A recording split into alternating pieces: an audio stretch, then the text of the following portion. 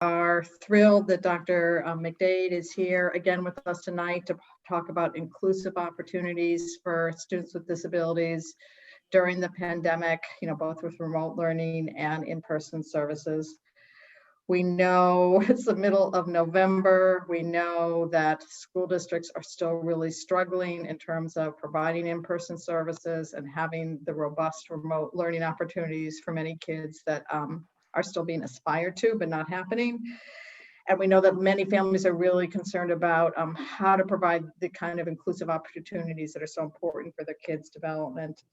So we know 2 weeks from tonight is Thanksgiving, so we're not going to be meeting on Thanksgiving. I know everybody's Thanksgiving, they're probably going to look very different this year.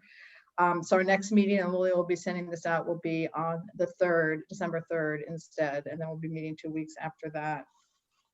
A few housekeeping things. This will be being recorded, and Dr. McDaid Lily will stop throughout to take questions for Dr. McDaid. We'll shoot to be over by 8:45, but she's agreed to stay on longer until 9 if there are more questions. And there will be a couple of polling questions throughout. I'm joined, I didn't even say, by not just Dr. McDaid, we're so lucky to have her as our speaker, but Lilia Malikshi, our communications manager, and Joanne Pino are here as well, helping us to orchestrate this event. So Lilia, what am I forgetting and what do you want to go over? Hi, so yeah, welcome everyone again. Welcome to our Mac Chat regulars. First, I also have another announcement. I'd like to share that tickets are on sale for our Overcoming Together event this coming Wednesday, November 18th at 7 p.m. The event is virtual, but seats are limited and going fast, so be sure to get your ticket. I'll put a link into the chat and in the comments on Facebook. Our keynote speaker is going to be Boston City Council President Kim Janey from District 7, and we'll also be hearing from some of the families that MAC has helped, so you won't want to miss it. So tonight we'll be pausing throughout the presentation to take your questions. Please submit your questions at any time using the Q&A button on the bottom of your screen. If you're joining us on Facebook, please submit your question as a comment under the live stream, and our volunteer Christina Perez is there to facilitate your questions.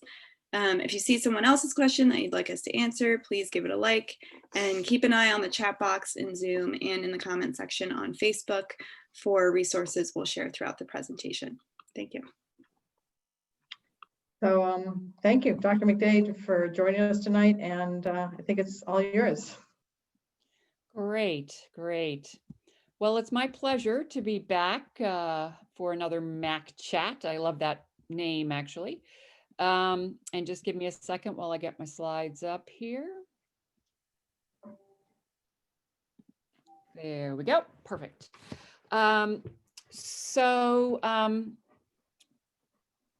Here we are still again. When I first started doing parent meetings about COVID-related school closures, we thought it was going to be 2 weeks. We thought it was going to be a month. We thought it was going to be a semester. And now here we are into, it's almost Thanksgiving, and there's no end in sight at the moment. So yeah, it's a hard time. It's a challenging time. And what I have to offer tonight is just some thoughts about how we can try to think about inclusive education for our kids with disabilities at this time. It's interesting because most folks in schools right now are not really thinking about including kids with significant disabilities in general education. They're all basically still in how am I going to get through today mode. A lot of teachers, I think, in a lot of schools are kind of into a rhythm now. But with the changes in COVID status and are we going back, are we not, are we hybrid, are we not? I think there's still a lot of anxiety out there, and a lot of folks are not sure how things are going to roll out for kids with disabilities, especially for kids with more significant disabilities, as the school year progresses. So I have been thinking a lot about inclusive education for our kids, even though it doesn't come to the top of other folks' radar at the moment.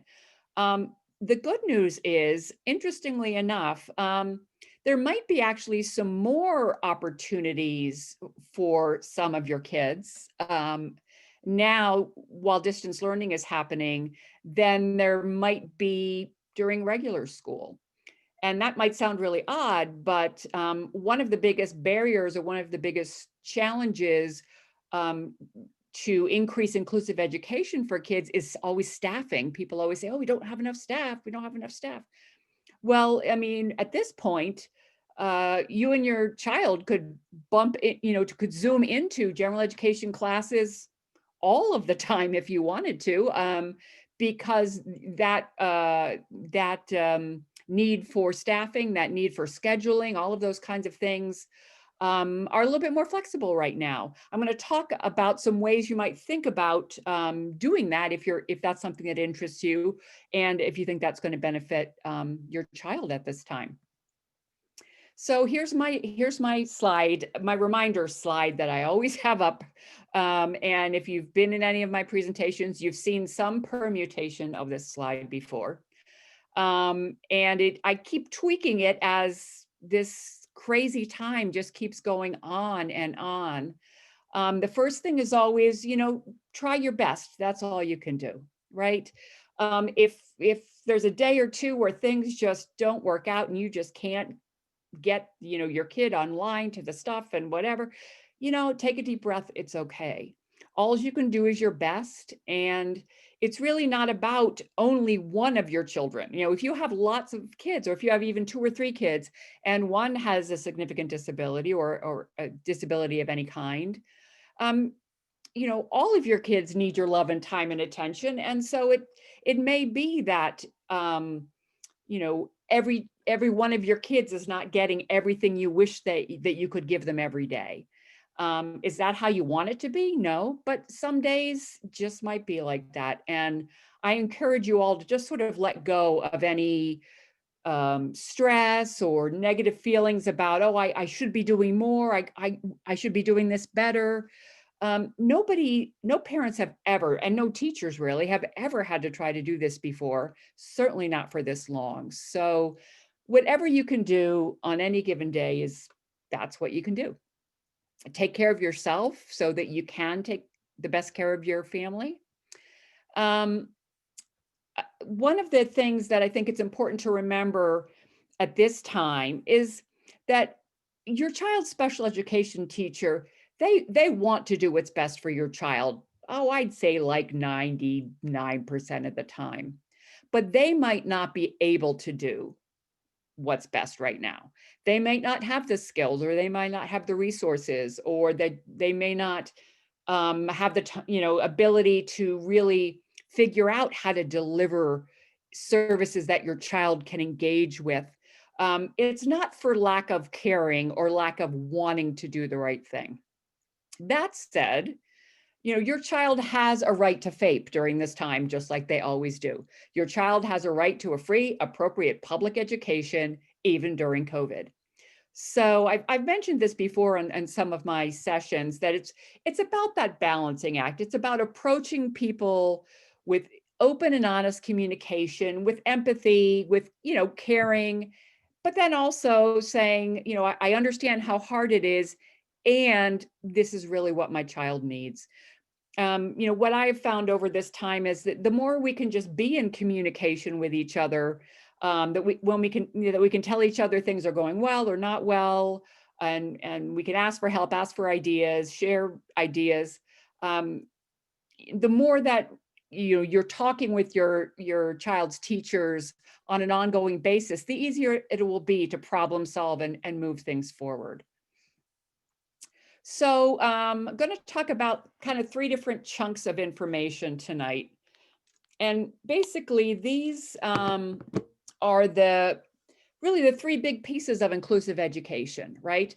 There are the classroom activities, meaning all the things that happen in the general education classroom that students participate in. Then there's the general education curriculum. And then there are the peer interactions. So if you think about it, I mean, that's a little bit simplified, but really not all that much. It's about the curriculum and the kids and what the kids do in the classroom. So I'm kind of looking at each one of those topics and briefly just share some thoughts and ideas about how we might be able to support some more inclusive education for your child in each of these areas at this time.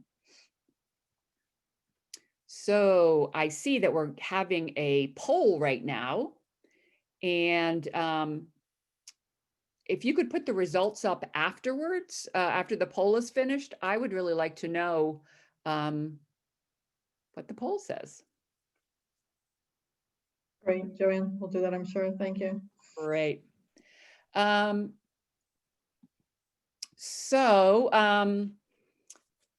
Here we go. Oops, let me move my slides here. So, as I mentioned earlier, there might be increased opportunities due to distance learning. And again, that may sound kind of crazy, but if we try to think it through and work with our teachers, we might be able to find more ways to have kids be participating in general education classroom activities. So, I mean, the first thing to think about is, what are the class routines that are going on in an online classroom? Now, this applies mostly to elementary and middle school, but I think also a little bit to high school. Because of the challenges of distance learning, most teachers right now are doing lots of kind of grounding routines, greeting routines, morning meetings, social emotional learning activities, feelings check-ins, all kinds of things other than just the math and the English and the social studies and the science. They're doing lots of other kind of small group and large group activities and lots of more kind of engaging, connected activities for the whole class to just help all the kids feel grounded, a little bit less anxious and part of a group, even though they aren't, none of the kids are in a group for real, right? They're only in a group on Zoom. The teachers are kind of monitoring their kids and really want to see how their kids are doing. And they realize that, I mean, the data is really out there. Okay, so I'm going to stop for a minute and look at this. Okay, so majority of kids, Well, it looks like, yeah, about a third are full-time remote, a little less than a third. A little less than a third is full-time in school, and then the rest are a hybrid. Wow, so that's really interesting. So you're actually doing more hybrid mix than probably some other places are. That's interesting. Okay. So as I was saying, there are a lot of opportunities now that are non-academic or that might be easier access points in terms of supporting your child to participate. So if your child is already placed in general education, then it's obviously a conversation with your general education teacher, your child's general education teacher. If your child is only partially included at this time, then you might talk to your special education teacher and your general education teacher both and see, when are you doing morning meeting? Are you doing other kinds of small group or large group social activities? I know, a lot of teachers, especially elementary teachers, are having like a group snack where it's just a social time for the kids to chat and for the teacher to check in with all the kids. So there's more of that going on than there was or than there generally is in a regular classroom setting. So there might be ways to take advantage of that. I know a lot of teachers are doing read alouds as part of their distance learning because it's an easy thing to translate into distance learning, into a distance learning activity. So those kinds of things are really beneficial for kids. A lot of teachers are doing some small group activities. So it might be if there's a teacher and a parapro and a special ed teachers who work together, they may do a lesson and then break it down into 3 small groups. where maybe they wouldn't do that during sort of a regular school session. The teacher might teach and then the other two adults might sort of go kid to kid and help. There's a lot more small group work happening, and that's a nice place to support including a child with significant disabilities or any child with a disability, to really take away any of the stress of being in a large group setting, to use those small group settings. And then just partnering with a peer to do online classwork. Usually there's some kind of combination of, okay, we have our Zoom session, our class session, and then often there's work to do, that kids need to complete either online or at home. And partnering up with another child in the class and doing that work together online via Zoom, or if there's a available paraprofessional who can kind of be on and do that with a small group of kids, that would be another way to just bring back that idea of working with other kids, being together, and being in contact with lots of folks, lots of other kids without disabilities, and being in contact with the general education curriculum and the standards. Another thing that you might do, depending on your situation, and for some kids this works well, for other kids it's not appropriate. But if your school is offering specials via distance, and lots of school districts are, whether it's PE or a music class they might be offering, your child might be able to attend more specials than they typically would, so that they could be part of 2 PE classes or 2 music classes, or a PE and a music and an art, or whatever's being offered, just so that your child has the opportunity to engage more and with teachers and with other kids. So thinking outside of the box a little bit in terms of what's being offered for all the kids, and how can I sort of individualize a schedule for my child and take the most advantage of everything that's being offered at the school. I mean, logistically, this is often really hard to do when school's in session, but at the moment, we can kind of take advantage of it. And you can try a class, and if it doesn't work, you could try a different one. So there are, one of the things, again, that this really comes down to is your communication with your child's special education teacher and your child's general education teacher, if they're in general education for a good chunk of time, and just say, just let them know what you want. I want my child to see their peers every day. I want my child to be able to practice their social skills and greet their friends every day, and have their friends say hi to them every day like they used to do. If you don't ask for it, you won't get it for surezies. But also, with everything that's going on, teachers just might not think of these things. And often when folks don't know quite what to do, if you give them a really specific idea, like, it would be really great if first thing in the morning, I had my child on and every one of the classmates would say hi to him and he would say hi back. That would be awesome for my child. I mean, the teacher's going to be like, oh yeah, okay, we can do that. No big deal.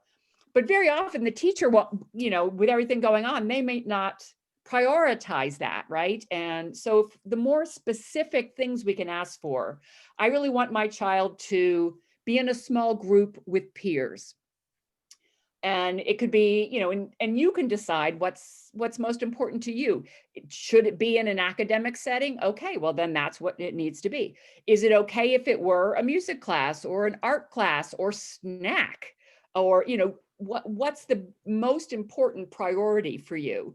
Right now, the tricky bit is there's lots of conflicting priorities, and it's hard to, well, no, it's not hard to, it's impossible to get kids everything they should have right now. Districts just aren't really able to do it. And so if you can figure out for yourself what's most important to you, like, is it most important to me that my kid is really involved in the English language arts curriculum and really working on their reading and writing skills? Is it really important to me that my child feels connected to other kids? Is it really important to me that my child is connected to their teacher every day? If you can start to sort of prioritize a little bit and think about what's the most important, it's all important, right? But what's the most important thing that you want to have happen every day for your kid?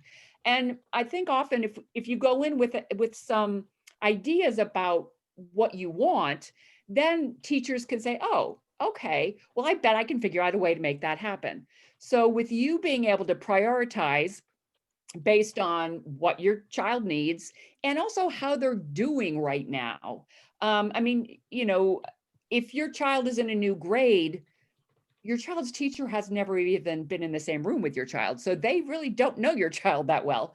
If your child is in a program where maybe they have the same teacher for more than a year, that teacher still hasn't seen your child for quite a while. So you've got all the information about what's happening right now and what's the most important thing for your child right now. And it might change next week, you know, I mean, kids' needs change as we continue with this very strange, stressful time.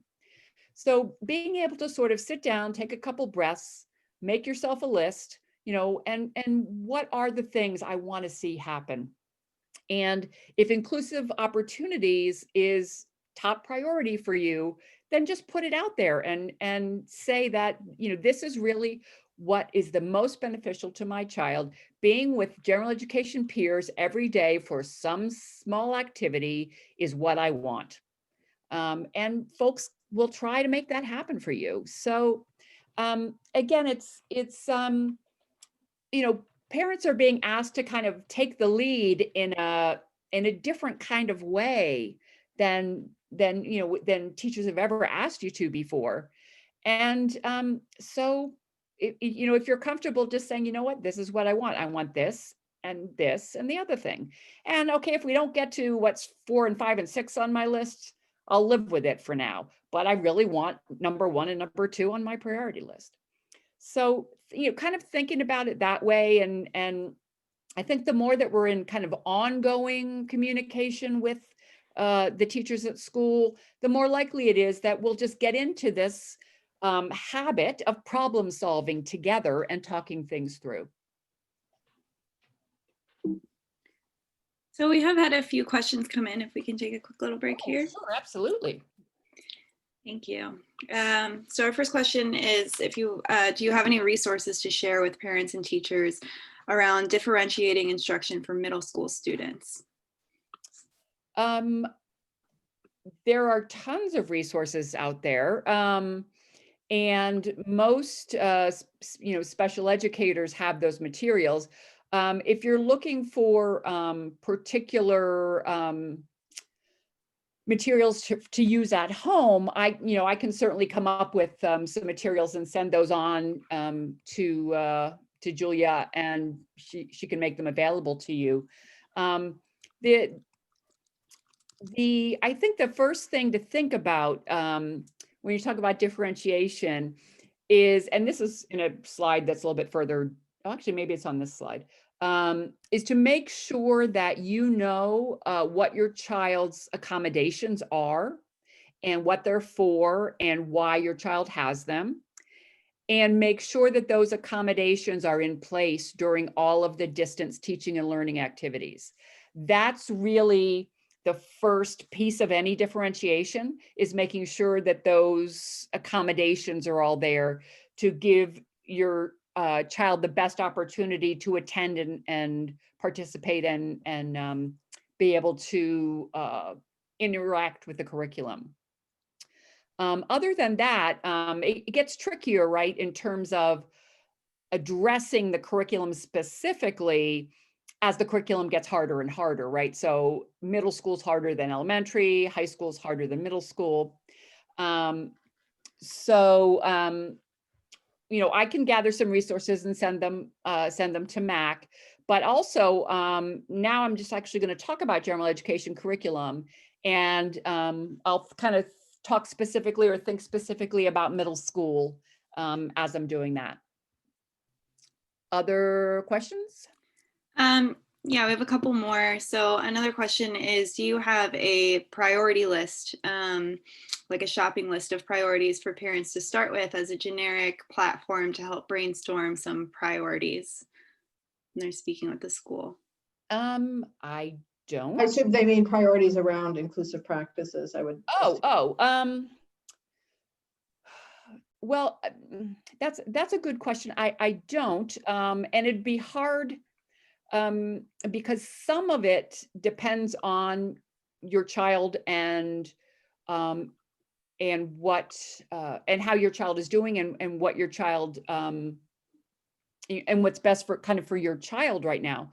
But in terms of kind of general priorities, in my mind right now, the first thing is spending time with peers, is connecting with other kids. And that really is, whether that's special education peers or general education peers or a mix, that's really probably would be my biggest priority personally.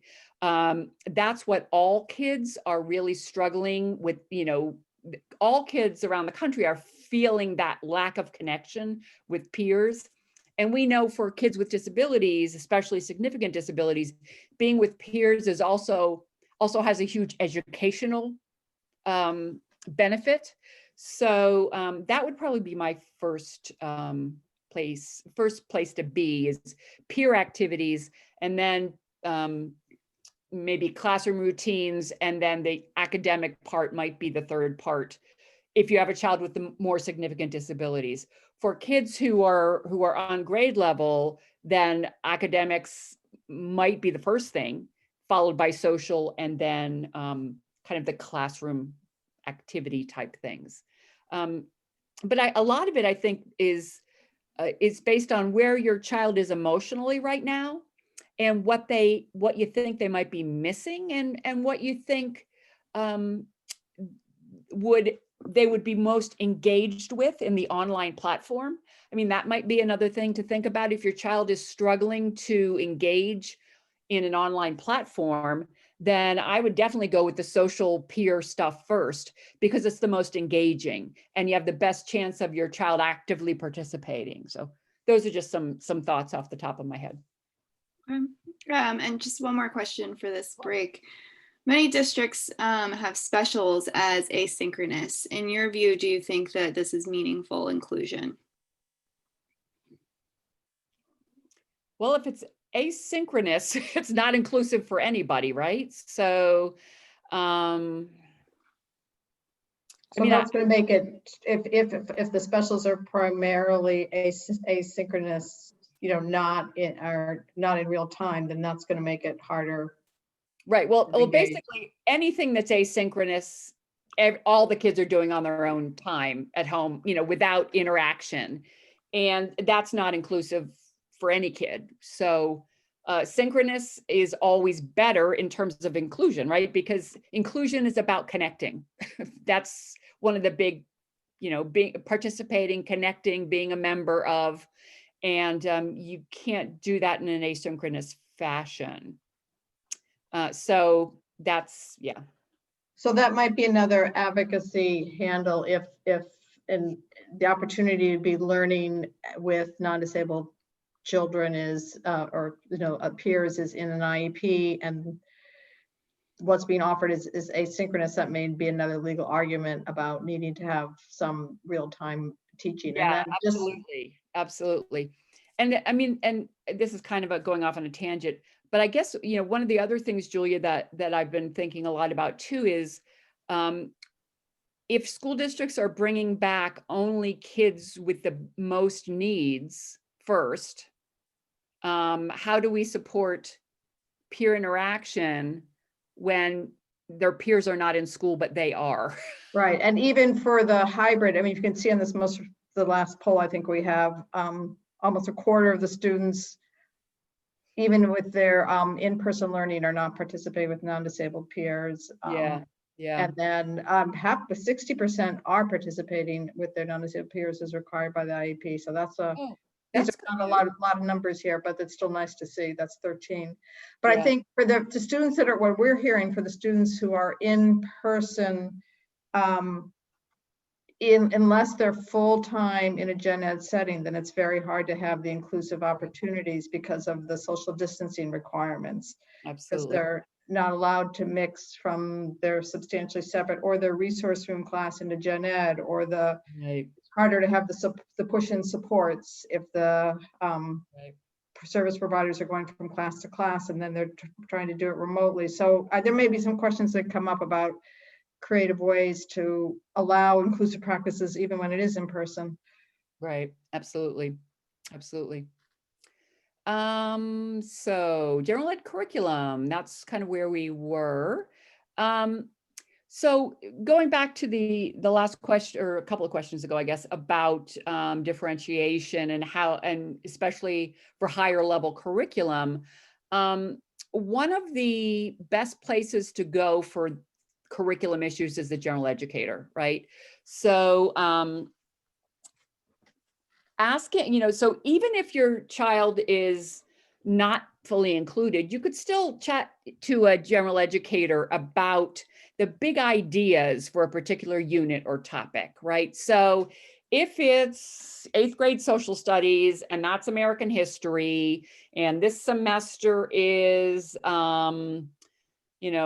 precursors to the Civil War or whatever it might be in 8th grade American history, I always start with, what are the big ideas?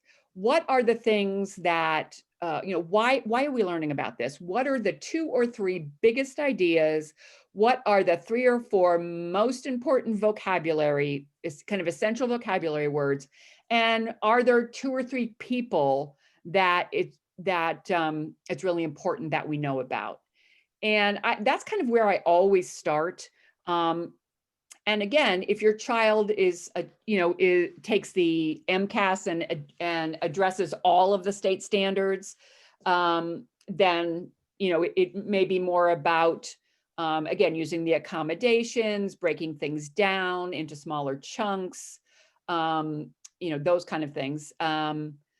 Doing some project-based learning. Actually, that's something that when we are doing some asynchronous learning time, project-based learning is a really positive way to use that time. And project-based learning is just a kind of a way to like, if you're doing a unit on the Civil War or whatever, as opposed to having an exam at the end, you do a project instead. And projects could be, anything. When I was co-teaching 8th grade social studies, we instead of having an exam on the events that led up to the revolution, the project was the kids had to create a board game for younger kids to play that would teach them about these things. And so it was a way to differentiate that it wasn't just paper and pencil based. It wasn't just a writing task that often is a struggle for kids with any kind of disability, but it really could tap into kids' creativity. They still had to master the information, but they could present the information in a novel way, in what, again, using their artistic skills or their creativity or musical skills or whatever they wanted to do. So, so project-based learning is something that teachers might be more open to during this time. So it's always, possible to, it's always good to sort of ask and say, gee, are you going to be doing any project-based learning this semester? And how could my child participate in that? One of the things that I think I actually just thought about, and it's funny because I talk about it all the time. I just thought about it while I was making these slides. Are we sure that teachers are still getting collaboration time during COVID? One of the things that's really pivotal for kids for kids with special education needs to be able to fully participate in general education classes. There has to be collaboration time between the general education teacher and the special education teacher. And I'm not sure that's really happening all that much right now. So, so I would ask, and if your child is a child who needs differentiated instruction at a significant level or needs modified curriculum, I would ask, ask your building principal, ask your general education teacher, are teachers still having their co-planning time? Because that's something that will, it's essential to any good inclusion, especially when we're talking about curriculum.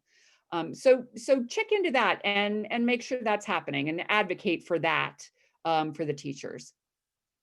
I guess the last piece too is if your child uses an augmentative or alternative communication system, make sure that that you have that you're clear on how to use that system, how to support your child to use that system on Zoom, and how you might make sure that curriculum-based vocabulary to access gen ed curriculum are on your child's device. So if your child has an iPad that they use to communicate, make sure that the vocabulary words or the definitions of the vocabulary words or the famous people or whatever are on your child's communication tool, so that then they could answer questions, right? So, I mean, if your child knows that the first president was George Washington,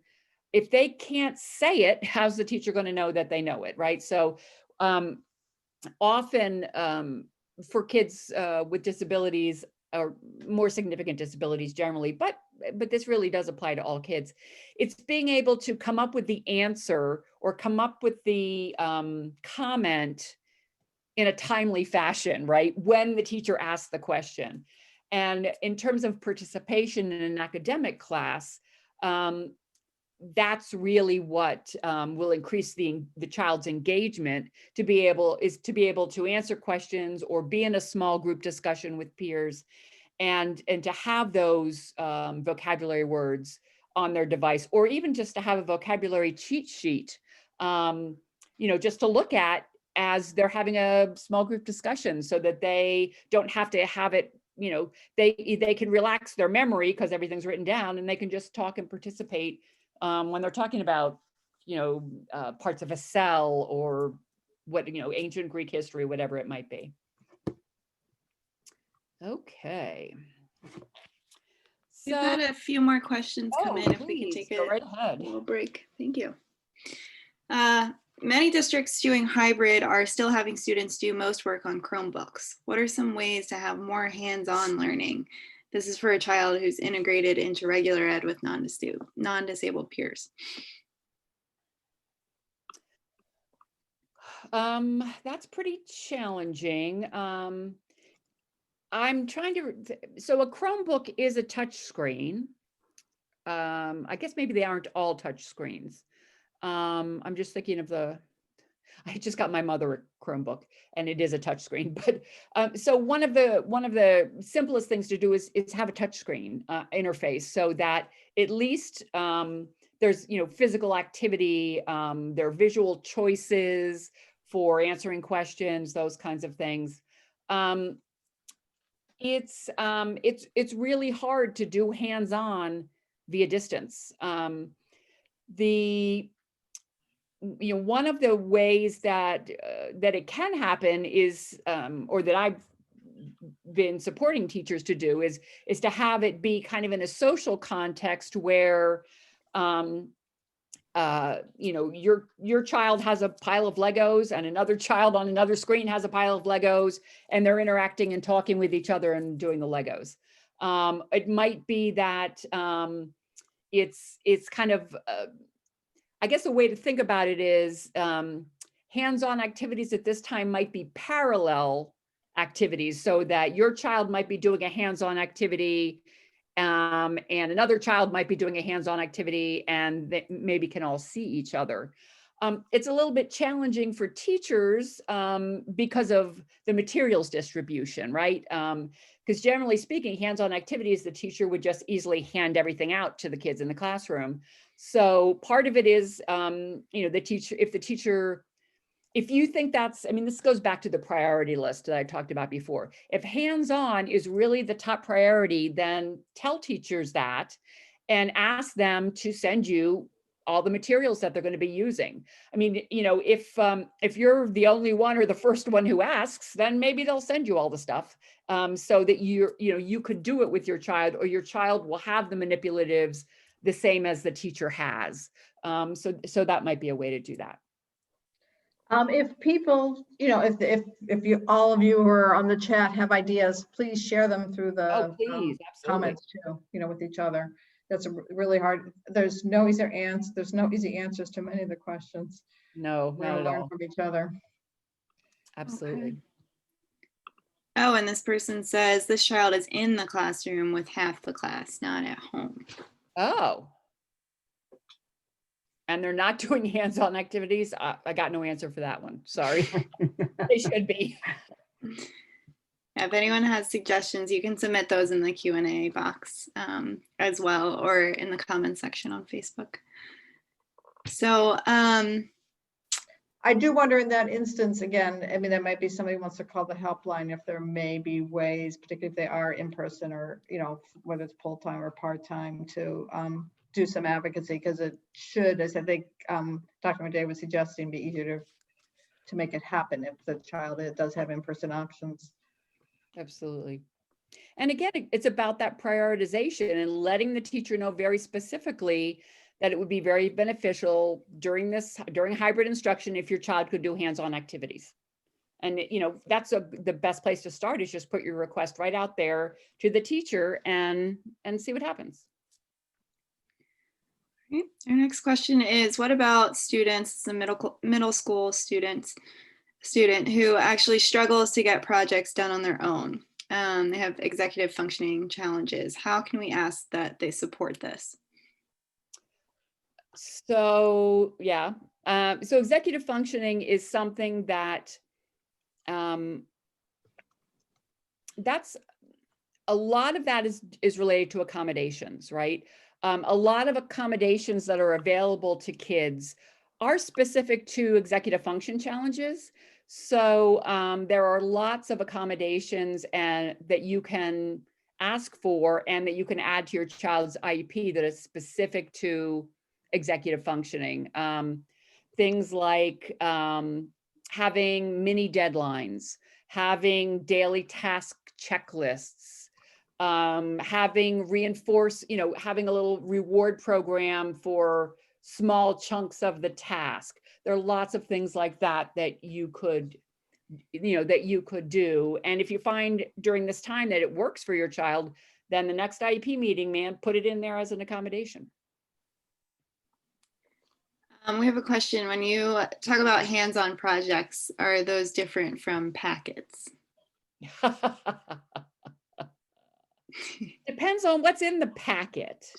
But in my limited experience, packets means worksheets often right now, or workbooks. And so it would be different in that when I'm thinking about hands-on, I'm thinking about manipulative materials that help kids understand an idea or a concept, like math manipulatives, or being able to do a real life application of an idea. That's kind of more of the hands-on learning that I'm thinking of.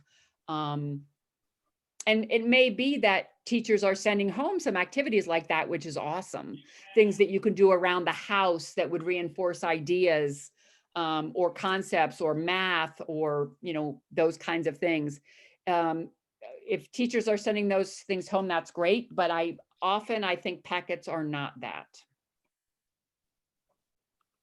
Packets are often just a bunch of paper pencil tasks stapled together. Right, but again, and the way as Dr. McDaid said, the federal government, the state government, the law is still the same. So if it's clear in your child's IEPs that they need, if you look at what's in the different pages of the IEP, there's usually something about the type of learning that your child needs that may make it clear that the kind of packets that are not, that are more just worksheets is not sufficient to implement the IEPs. And that's a way to talk to the team members, talk to the special ed director about how to implement the IEP, legally. Right. I mean, worksheets, and this is just my opinion. The purpose of a worksheet is to practice a skill you mostly have a handle on, but you just need to do more repetitions to really get a good grip on that skill. It's not a teaching strategy. It's a practicing strategy. So, I'd be clear about that too. It can't be how your child is learning things. That's a really good point. That's a really good point. I'm writing that down. Okay. And I know that, we've got about a little more than 10 minutes left. So hopefully folks can stay until 9 because there's just a lot of good information for Dr. McDaid. We want to try to get to more questions. So I just have like 1 or 2 things I want to say about peer interactions, and then we can just go to Q&A if that's all right. Perfect. Great.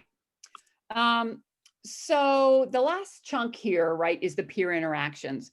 And at this time, I'm really kind of prioritizing those when I'm talking to folks as really top of the list. It helps kids emotionally, socially. A majority of kids with special education needs have social goals on their IEPs. So how do you even do that? How do you address those if you're not interacting with peers? So that's kind of another, if people are kind of giving you the runaround, you can just remind them, my child has social skills goals on their IEP, so they have to have peers to interact with. Anyway, we know that in addition to just the social connectedness, which is really important right now, we know that kids learn social skills, right? Interacting with others, but kids with disabilities can learn lots of other things as well from peers. Because, peers can be behavioral models, language models, models for how to do school tasks. There's a lot of ways that when I talk about peer-mediated interventions, that's a fancy schmancy way of saying 2 kids working together, and maybe the other peer is supporting your child a little bit, giving them a little bit of, whether it's moral support or maybe a little bit of modeling to help your child learn the skill. We know that also that kids, especially with more significant disabilities, they're much more likely to engage and be interested in another peer, compared to an adult. So lots of benefits. So how do we do this during remote learning? We got to prioritize it, right? If you think this is the most important thing for your child to do right now, then make that very clear and say, I want my child to interact with peers every day. Don't care how, don't care what they're doing, but they have to be interacting every day. So, again, you have to think about, what does your child need the most right now? And, it would be great if they could have everything they needed. But I'd be happy if every kid was at least getting the most important thing.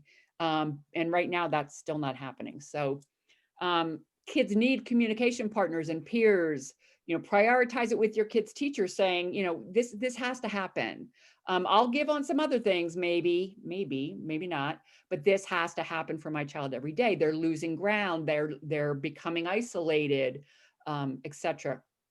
And leverage the connections that you have with other parents, with your special ed teacher, with general education teachers.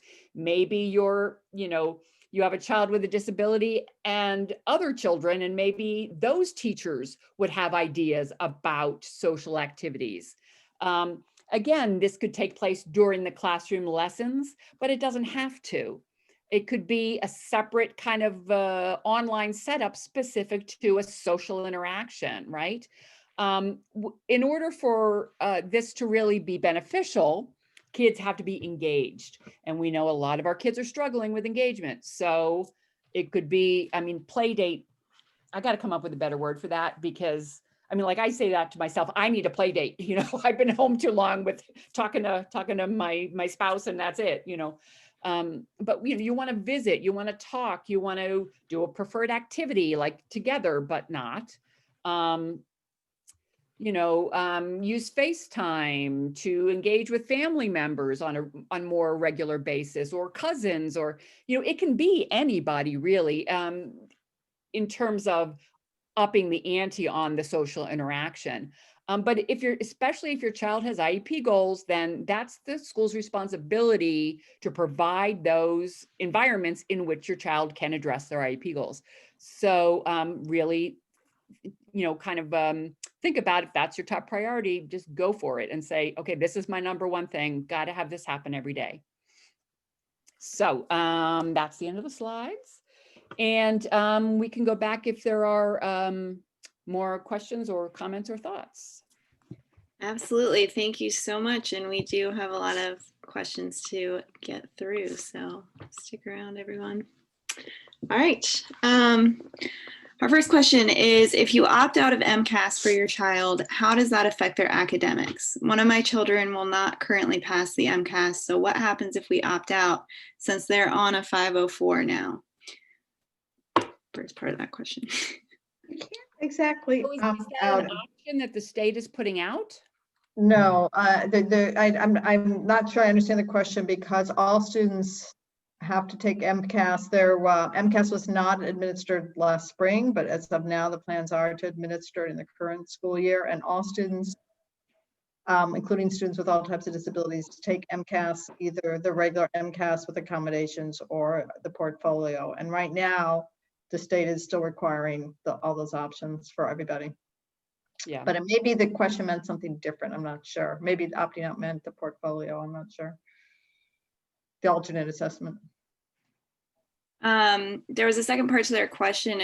If they can't actually do the writing, is it okay to be persistent in not enforcing the writing skills as a non-priority? Is this related to MCAS, or is this a general question? I got confused there. I'm a little confused too. This is a second question from the same person with the MCAS. Okay. So I don't know if the writing section of the MCAS, if you can all students have to take all parts, yeah. either through the regular MCAS or the alternate assessment. But again, if this person has more questions, we might be able to clear some of this up more. It's hard when we can't go back and forth with the person through our helpline. There's not really wiggle room around this, unfortunately. Okay.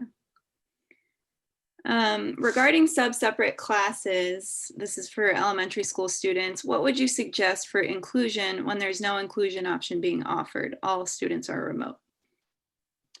Well, this is a situation where you might actually be able to do some inclusion because you don't have to deal with the logistics.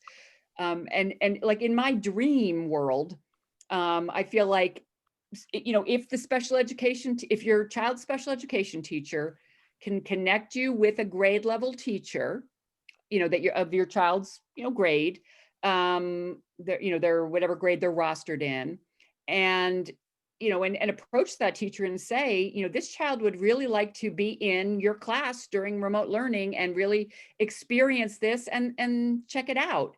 And most teachers won't say no. It's no more work for them to have one more kid on the Zoom. It might be that if there are paraprofessionals in the sub-separate classroom, maybe a paraprofessional can kind of be with the student on the Zoom or observe the student to see how, to see what supports the child might need.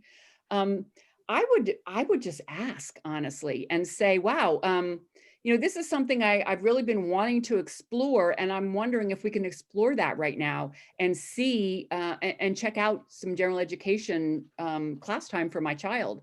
I would just go for it, honestly. Thank you. Thank you. This person says, what kind of training is required for teachers of special classes like the arts and music to teach high needs or special needs students?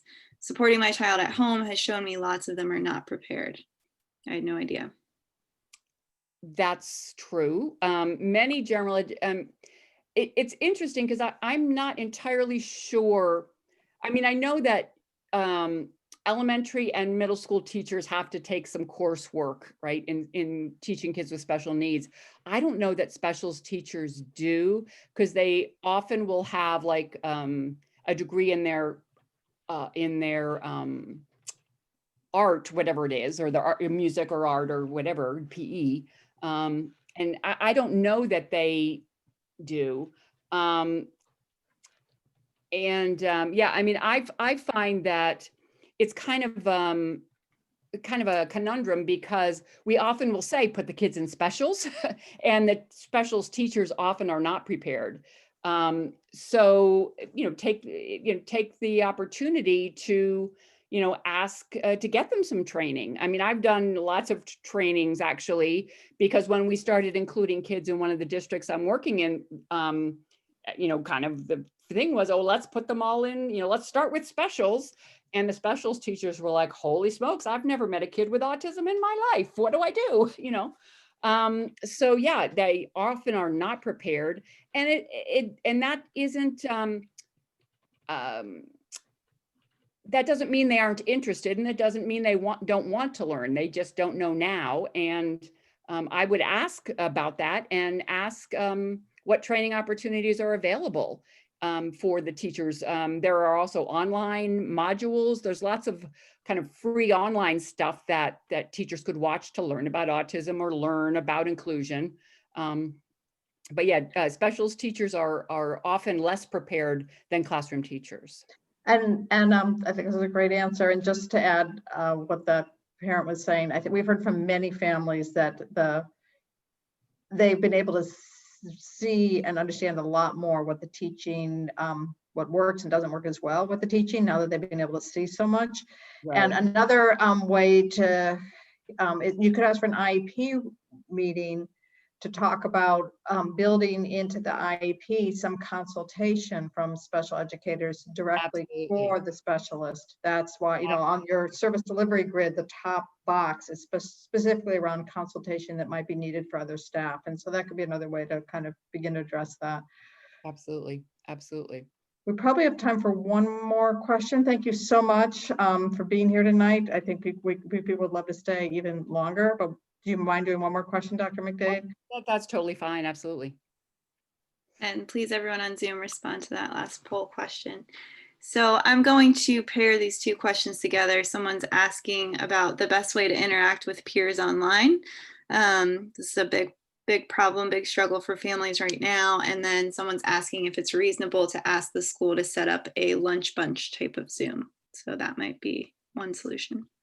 Yeah, I mean, I think that's a great idea. I would, one of the things that I forgot to mention earlier, I think it was on the slides, but I didn't mention it, is that a lot of schools are doing a lot more kind of social emotional learning activities for all kids. A lot of counselors are doing groups for kids just to reach out, connect, chat, talk. So that doing a lunch bunch or a snack bunch or a Lego bunch or whatever it might be, that's a great idea. And that's certainly totally appropriate to ask for. If it's something that you could ask for during regular school, you should ask for it now, especially now, maybe. And again, it could be the special education teacher, general education teacher, school counselor. It could be a variety of adults, or any number of adults in a school might be choosing to increase those kind of activities right now, and there might be stuff already set up that you could just kind of join. So I would definitely check with school counselors. Even if your child isn't usually involved with the school counselor for whatever reason, check in with them and see what they're doing. They may already offer some groups. Great. Well, thank you so much, Dr. McDaid. This has been really helpful. You've been so generous with your time for so many of your evenings with Mac and with our chats and with the families. So we just want to say good night to everybody. Thank you all for joining us. And we will be here again, not on Thanksgiving, but our next Wilsenia chat will be on December 3rd. And we hope you have a good, albeit very different holiday. And we hope that when we see you next on December 3rd, even with these increasing numbers of COVID cases in Massachusetts, we are also seeing increasing opportunities for youth with disabilities in our state. So thank you so much for all your advocacy, and thank you again, Dr. McDaid. It's been great. Absolutely. It's my pleasure. Have a good night, Thank everybody. you. Bye. Thank Good night. you. And I'll say again, I put the link in the chat, but we also hope to see all of you at our event next week on Wednesday night, the 18th at 7 o'clock. The link to purchase tickets is massadvocates.org/together. Yeah, We it's going to be hope a to great see you all event. there. 7 to 8 p.m. 1 hour. Yep. Great. Good night, everybody. Thank you. Good night. Thank night. you.